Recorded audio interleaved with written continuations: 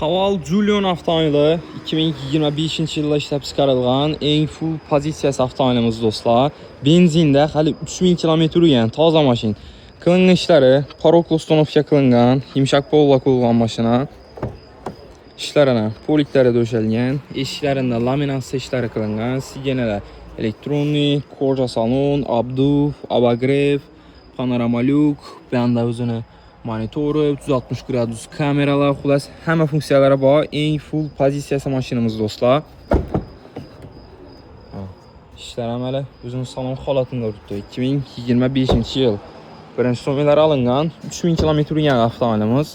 Kraskalari 100% toza, benzinda. Zapaska bo'lganlari hammasi joyida turibdi. Qarabirgandan so'z bo'lsa, videomiz verkasta Haval Julion avtomobili eng full pozitsiyasi mashinamiz. 2025 yil. Bahosi 275 million so'm. Ustida naqd pul bilan yana gazitib parsak bo'ladi. So'la qilib olarasizlar. Barter ishimiz, barter mashinalarimiz bo'lsa, kesin ustida pulni gazsak barter ham qilamiz. Avto kredit oladigan bo'lsangizlar, kesin kredit grafiklarni hisoblab chiqarib beramiz.